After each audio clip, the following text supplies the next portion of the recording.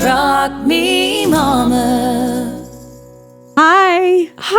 I forgot how we start this. I'm Macy Pruitt. And I'm Amie Mariello. Welcome and this to is season Rock two. Me Mama. Season 2. Cheers. Yes, Yeah. I do have a glass of wine. Oh, yeah. You're And not pregnant no anymore. belly. I know. That's what this episode's about. You had your kid. I had my kid. Amie texted me. We're talking about episodes for season 2, and she goes, episode 1. Did I just get seasons and episodes confused? Season 2, episode 1. Yeah. Macy's not pregnant. Let's drink. Let's drink. But that can't be the whole.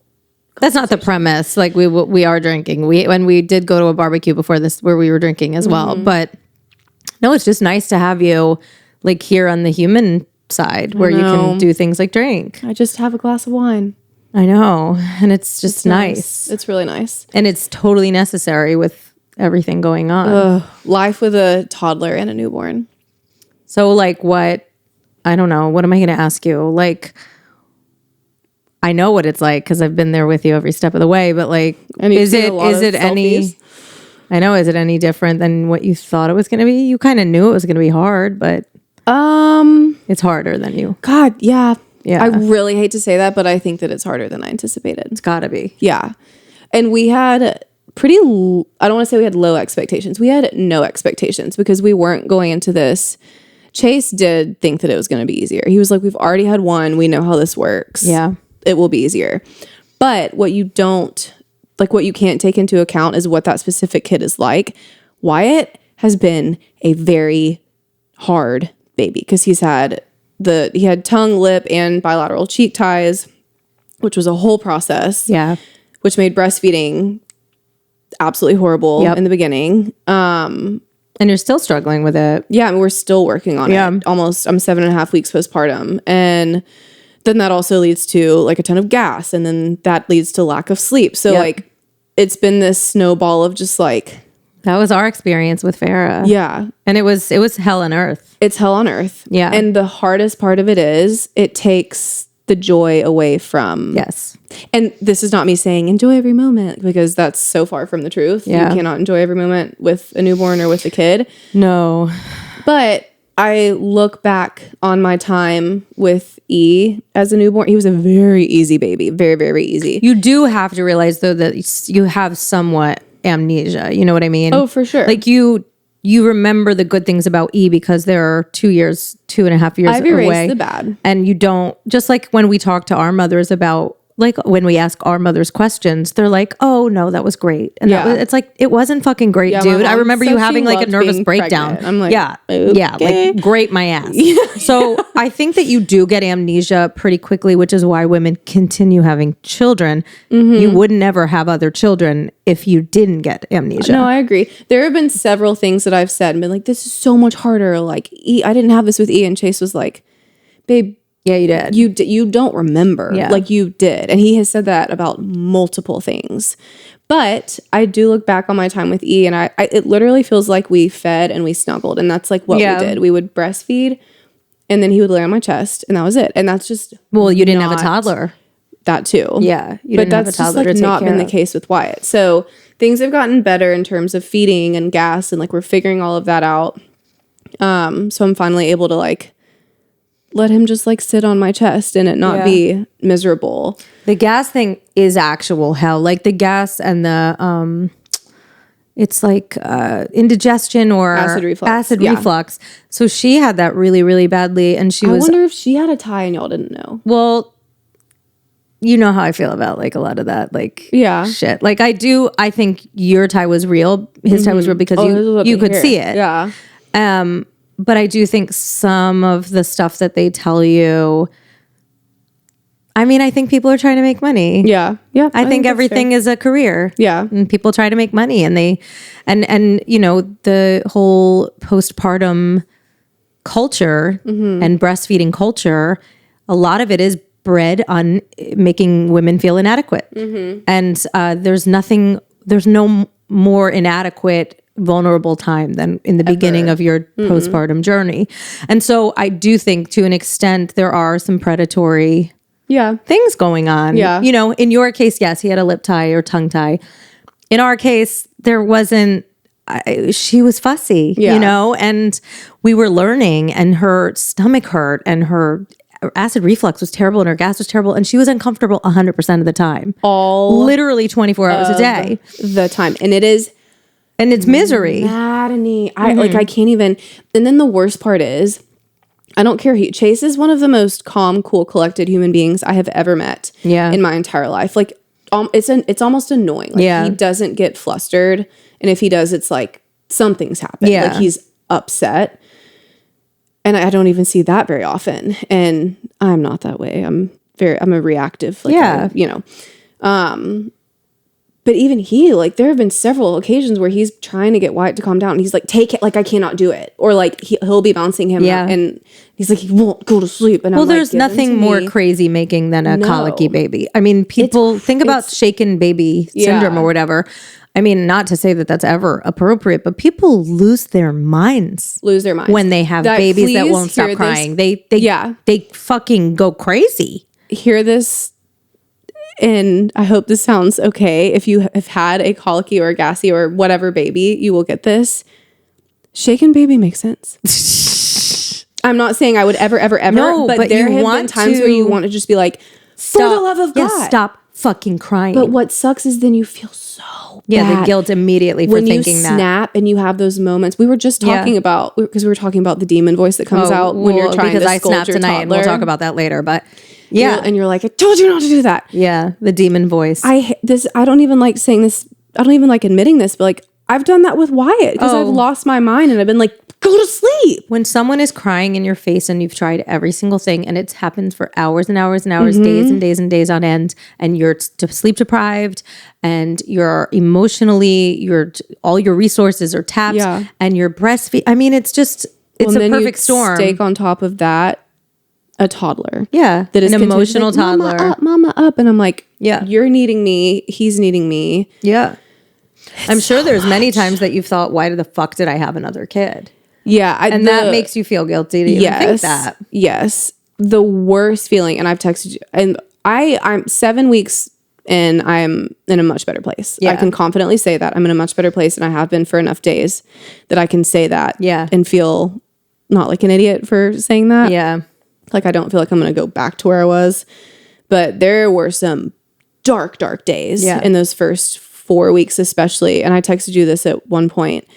The hardest part has been feeling inadequate and feeling like I cannot console my baby. Because my head immediately goes to, I'm his mom. Why can I not get him to calm down? But you have to understand that you're also his sole provider. He smells your milk and it gets him worked up. And the problem with initial breastfeeding and when their tummies are so they're the fourth trimesters because they should be in. You know what I mean? They're not ready to be out. But our bodies can't handle them in anymore. So their organs aren't ready to be handling everything. They're fully reliant on us. And they're relying on you. And so it's a double-edged sword because he needs your milk. He wants your milk. It's the only thing that soothes his tummy. And it's also the thing that's making him sick. And it's making him gassy. And it's making the acid happen. And he wants to nurse constantly. I remember the cluster feeding being just maddening because she wanted to nurse literally one. They'll go all, they don't have the capabilities of being like, I'm full. I should probably stop. So they're cluster feeding and it's making it worse. But they're trying to soothe. I know. It's so hard. It's maddening. Think about all of that. It really awful. is. I mean, I don't miss that at all. No, I've cried myself to sleep so many nights, days, afternoons, who knows what time it is because, you're awake all the time. But I have cried myself to sleep so many times, literally like sobbing out loud saying like, I'm not cut out for this. Like literally actually feeling like I can't do this. I can't do it. Like, and my head immediately goes to, there are other moms that have 3 kids and their husband isn't even, Chase and I run Fittest Core from home. Like he's at home.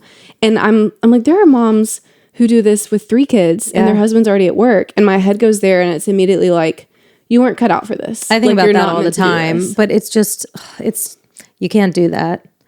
You know what I mean? Why do our heads do that? But though? because society does that. Like the second you have one kid, people are like, when's the other one? Yeah. You know, the second you get pregnant, people are like, what are you, or the second you meet someone, it's when are you going to get married? Then it's when is the kid? When's the second kid? When's the third kid? What school? It's constantly like that person has more, that person's doing more, that person's better. And it's just like, it never ends. Yeah. You have to be like, this is a lot. I'm taking on a lot. Yeah. And I'm doing a really good job. Yeah.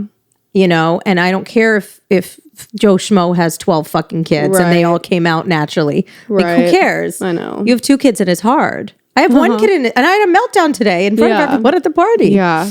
The demon voice came out. Yeah. And I only have 1 kid. That's so hard. But she's tough. Mm-hmm. They all are. They're tough. They really, really test you in every single way. Yeah.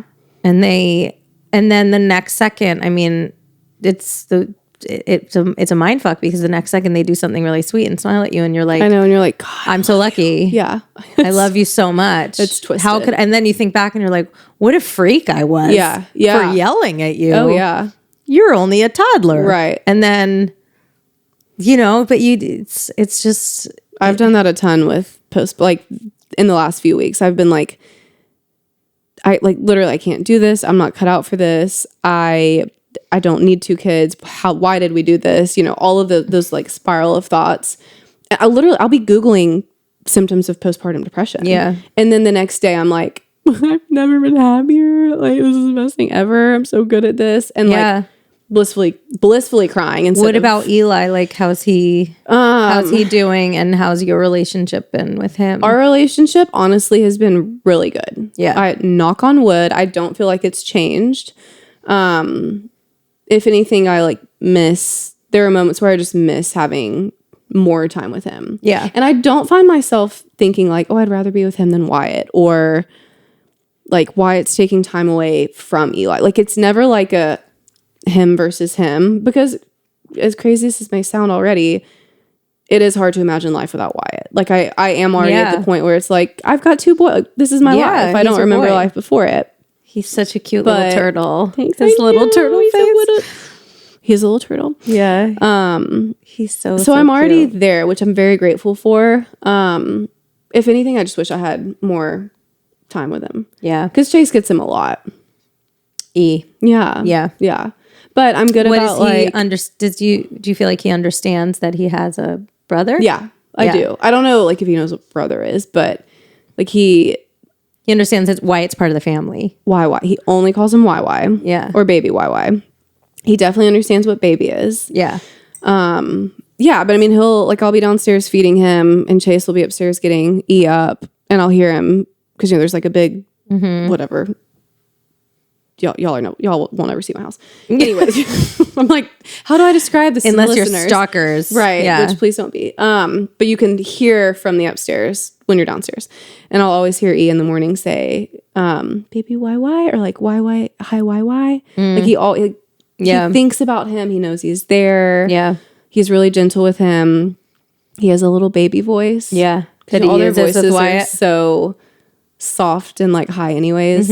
Like, E's voice is like this, but when it's YY, it's, hi, baby, YY. Like, it's just the sweetest little, like, most tender thing. So he's picking up on it. And how's your sleep? Like, what is sleep like with, E's a really good sleeper, so that's kind of not a factor, right? No. Like, you don't have wake ups. No. You don't have, like, my little psychopath that's, yeah. We, like, forget to check the monitor with you now. Shut up. Yeah, sorry. I think that's normal. I think what I'm dealing with, not to say like anything's abnormal or normal, but like I think what I'm dealing with is like not common. No, I don't think it is either. Because I don't hear a lot of moms with 2-year-olds or over 2-year-olds that are just like waking up at 4:30 in the morning for the day. Yeah, the day. That's when the day starts. And taking like an hour and a half long nap. Yeah.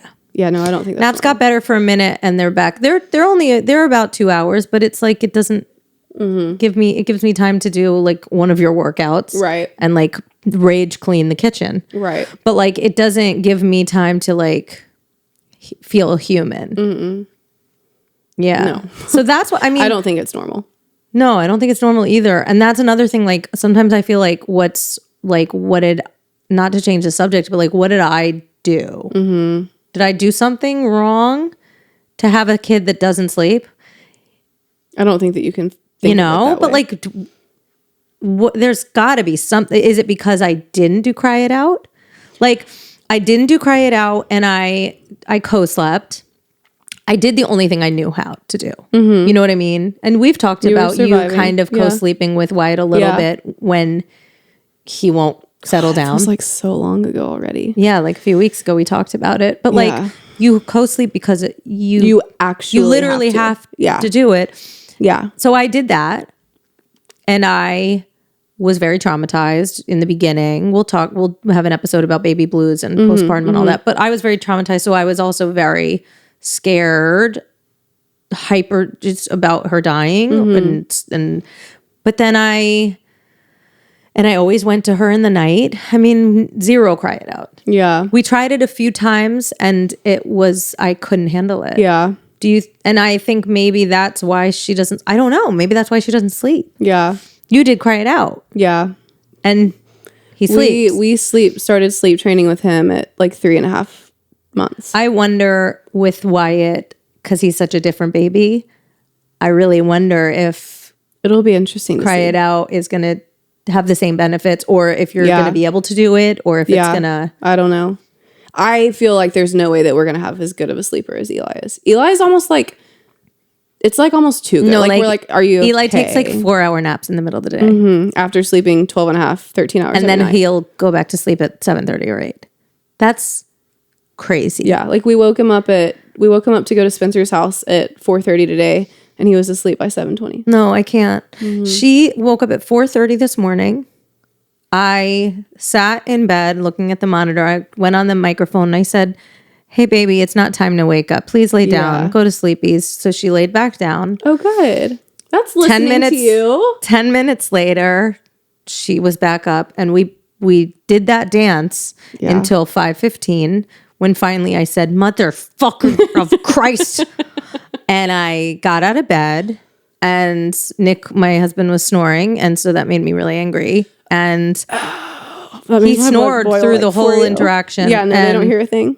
No, he's just in deep REM sleep. Dreaming of like his glory days. Dreaming of the Celtics beating Miami.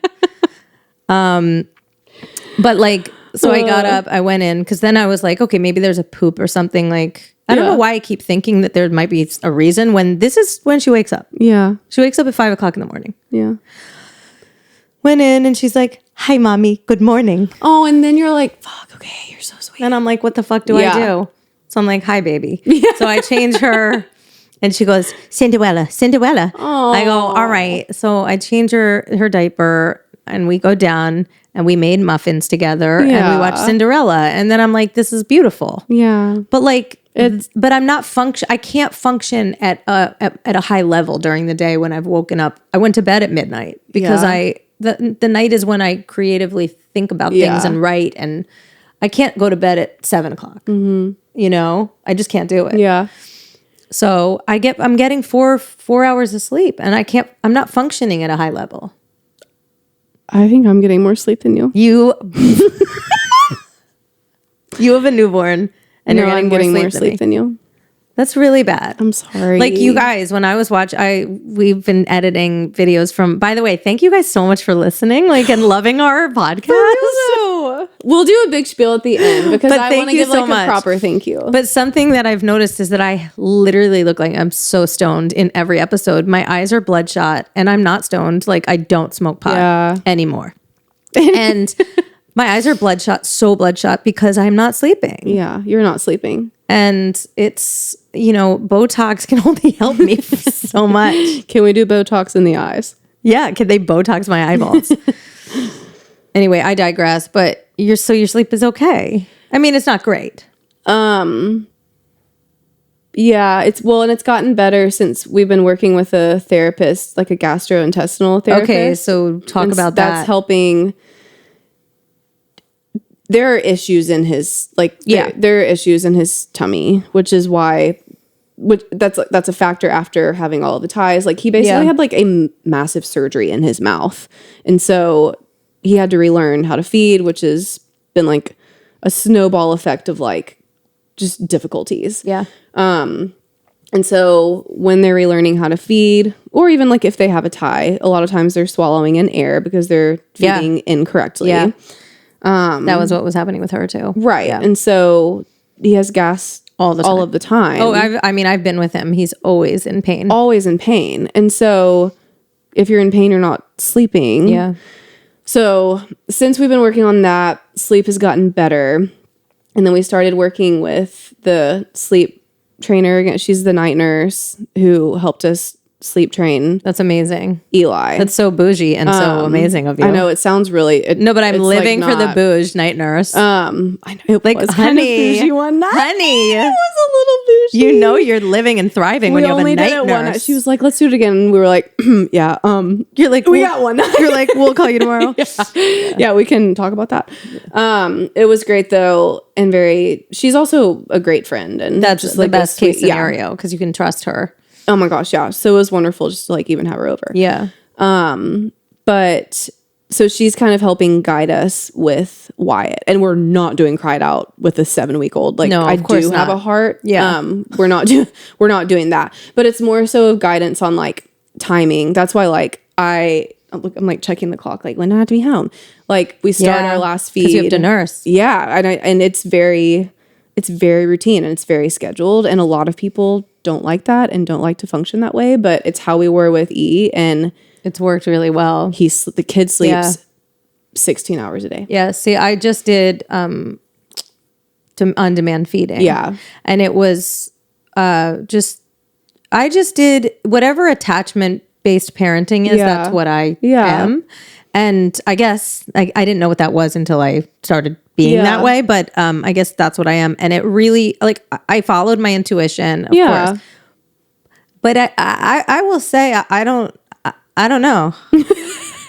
I don't know if it's working out. My kid doesn't sleep. I mean, she's the best. She's amazing. She's ridiculously the best, smart and yeah. sassy. But the kid doesn't sleep. No, she doesn't sleep. And she functions great. Yeah, I know. She does. She's high functioning. She and I'm really is. sitting there like I have like 10 strokes a day. Yeah, she's there are very multiple high times a functioning. day that I'm having an active stroke in front of one of you. And you're like, are you trying to speak? I'm like, no, I'm just having a stroke because I haven't slept in 2 years. Yeah, no, it's been 2 years since you slept. So But like to each their own. And I know So this bad. may be like, I don't know. People have very strong opinions try about it sleep out. training. And it's very controversial. They have very strong opinions. So is co-sleeping. So is co-sleeping. Oh yeah, So people for those of you have who told are me I'm listening, like gonna kill. Right. Yeah, everybody that's listening probably has an opinion, which is why I'm glad that we are different. both have different things, and both of our kids turned out absolutely fine. Yeah, and we've done they're very great. different They don't. things. I mean, one of them sleeps and one of them doesn't sleep, but they're both great. they're great kids. Yeah. So I don't know. You can all the judgers can. I just can't believe how good you look. I don't know if you guys listen. Whoever's not watching these things on YouTube, you're missing out. oh my god. This bitch. No, but how good you look and how well you really are thriving. Thanks. So it Thanks. just, I don't know how you were with E.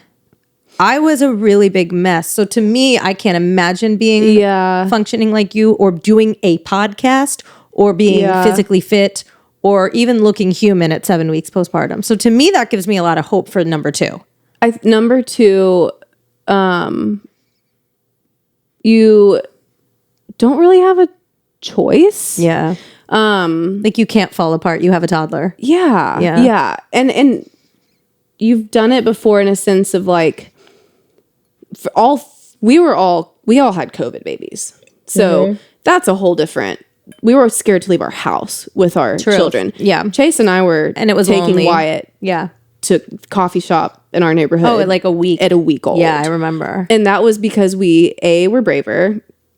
B, it was not COVID, and it was not, he was born in January. He didn't need to be outside, but we knew we could. And we can't keep E in the house. No, you can't keep so a toddler you just in. kind of like, life isn't on pause as much as it is with your firstborn. For us, at least. Yeah. It felt pretty quick back into it. It's ridiculously quick. I also really, really, really, really love what I do, and it doesn't feel like work. Yeah. So for me to kind of dive back into my job, which is part of that is working out, that's just kind of like part of it's part of my sanity. So it just kind of all fell into place, and I don't know, it just felt easier. Postpartum hasn't been easier, but What about your vagina? How's she doing? Good. She hasn't been. No one's seen her. No, But you. yeah. But Well, in my OB, but she's like healing. I didn't tear this time, so that made it. That's really a nice. lot easier. Like kind of a whole lot What easier. about do you feel any pain there still? No, It's gone. Yeah. What else do I have to ask you? I'm so curious. Are you bleeding still?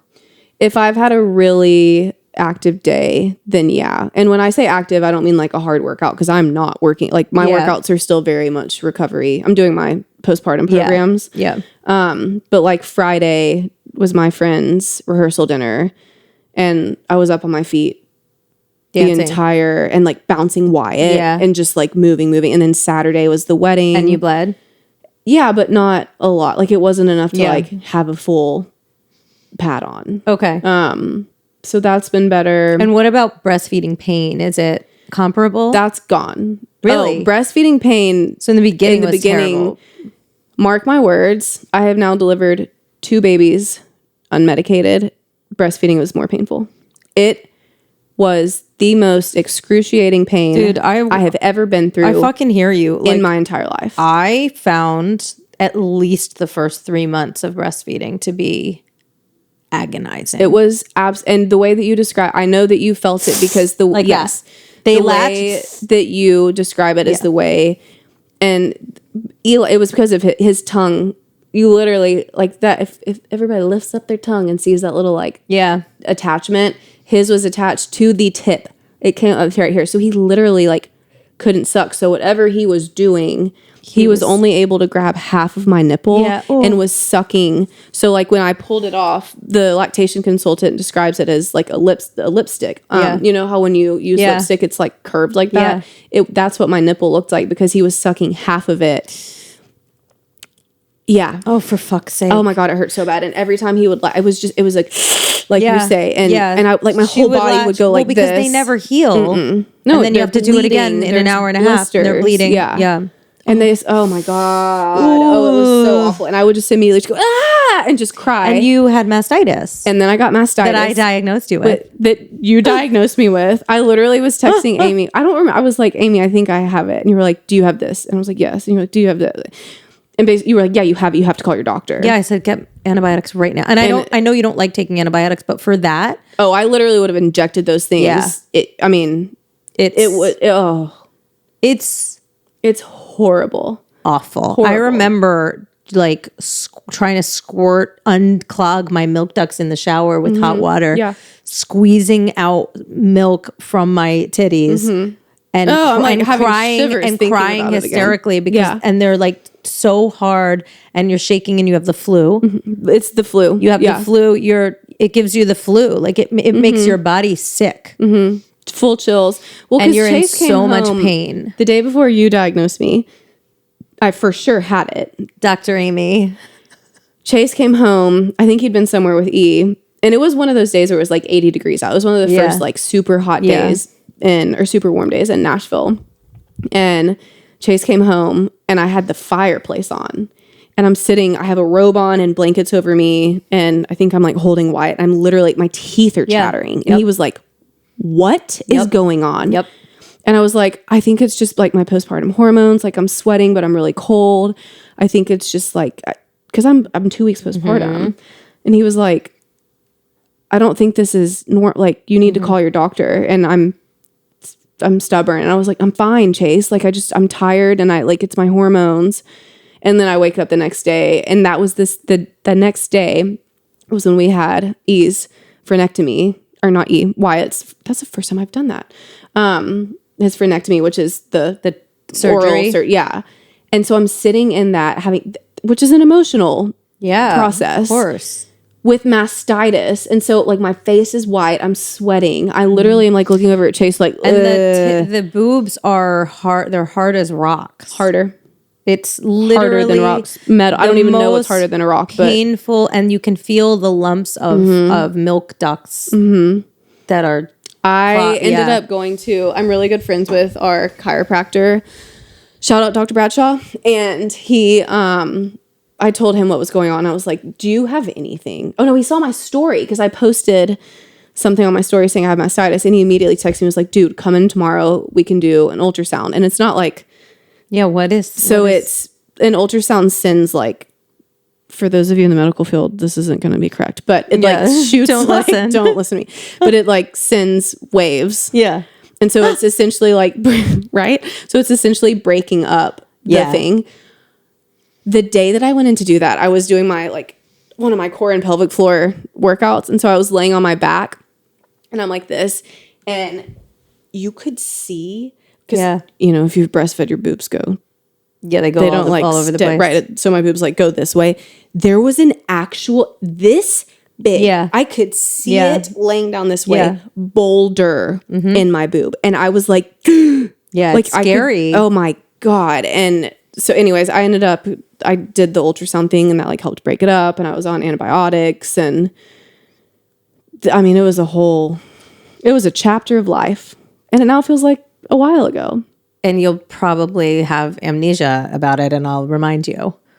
Because you'll be like, it was so beautiful, me and Wyatt. I already had, you were over like last week, or maybe 2 weeks ago. Because I feel like I haven't been crying as much last week. I think it was 2 weeks ago that you came over and we were sitting outside and you were like, I don't know if you just asked me how I was doing, but I was like, I'm okay. And I just started crying and you were like, well, we were like, we'll laugh at this now, or we'll laugh at this eventually, but now it's not funny. And I, through tears, was like, it's not funny. No, it's not funny. There's nothing funny about it. And also, you don't get, from a newborn, you really don't get anything back. And so until they're about 3-4 months, and this might make me sound like the Wicked Witch of the West, like the Wicked Witch of the South, but I don't find the beginning to be enjoyable. It's not. And I, like, tonight we were at Spencer's house, and she just, our girl Spencer, she just had a beautiful little baby boy, and everyone's like, you want to hold him? I'm like, not really. And he's so cute. And I love Spencer, but like Morg loves holding babies though. Producer Morg is, she loves babies, but I don't want to hold everyone's baby, not because I don't think your baby's cute, not because I don't love you, but because like, I don't miss it. No, I'm with you. At all. And that until they're a little sturdier, I don't find it enjoyable. And that goes for my own kid too. Right. Like, I was not into Farrah. I mean, I was obsessed with her. But I wasn't into her. Yeah. Until she was like doing tummy time at like 3 months, holding her little head and like giving me little smiles. I'm like, because before you get anything back, to me, it's just not very enjoyable. It's all work take. Yeah. And they're just, it's just, yeah. So I'm excited. I'm really excited for you for about a month from now. I am too. I think it's going to be a really, and honestly, my relationship with Wyatt now compared to even 2 weeks ago, night and day.